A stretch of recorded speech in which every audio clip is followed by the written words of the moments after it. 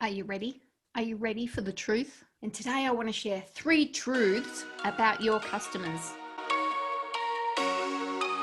Truth number 1, your customer is a script writer.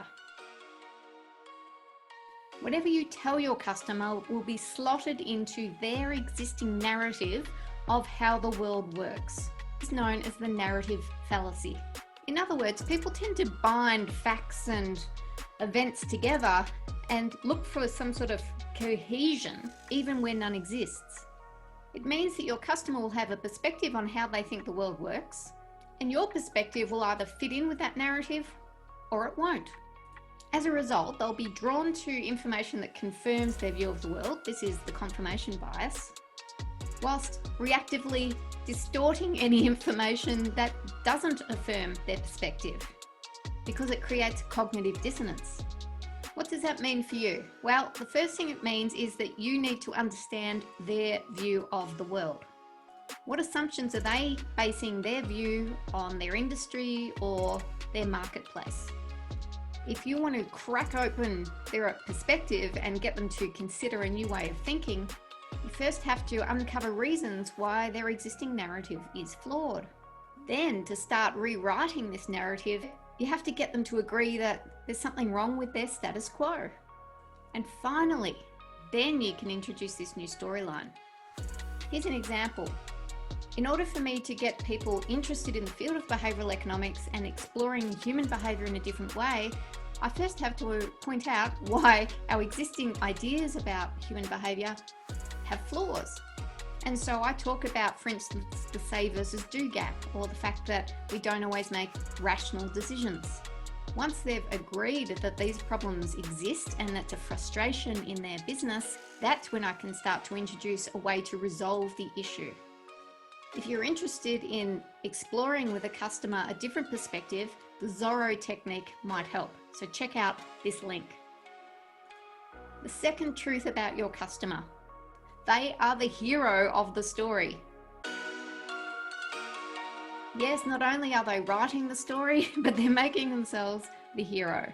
So that means you always have to think about the what's in it for me for our hero. Being the hero means that they are prone to rationalizing and justifying their actions. It can mean small things like they will act differently if their name isn't used correctly.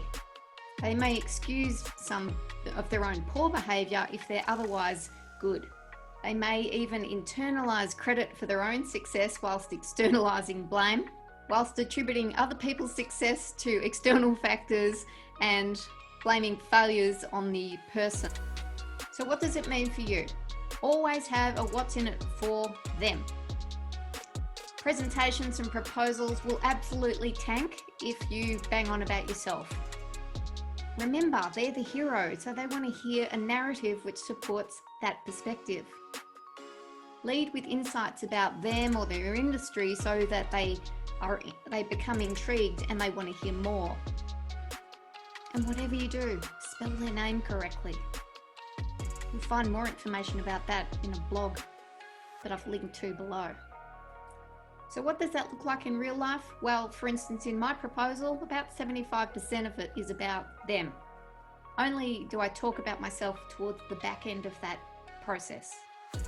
When asking your customer to do something, focus first in terms of the language on what they get before what they have to give. So you get a discount if you give me your email. And be careful when you're structuring things like your website that it's not just all about you. It's about what you can do for them.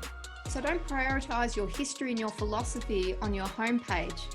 That territory should really be about them first. And the third and final truth about your customer: they run on batteries. Emotional and cognitive energy is limited. That means your customer will tend to take the path of least resistance. It's about satisficing rather than maximizing.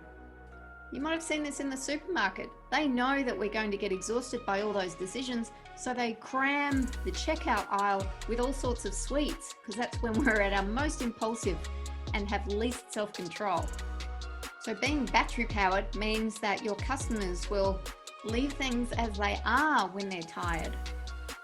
They will rely more on System 1 fast, intuitive decisions when they're fatigued, rather than expending energy on System 2 rational decision making.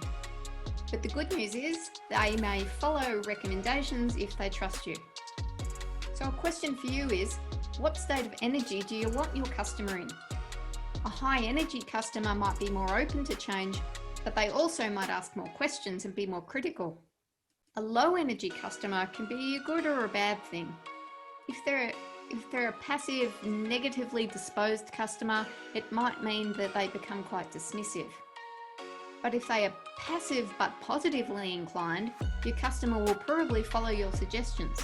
Some real world examples, well, I tend to send out my newsletter in the mornings because I want people open to fresh new ideas. And I've noticed my coaching sessions are much more popular at the back end of the week than the front end of the week. Because funnily enough, when people are fatigued, they can also be a little bit more open-minded and open to conversation.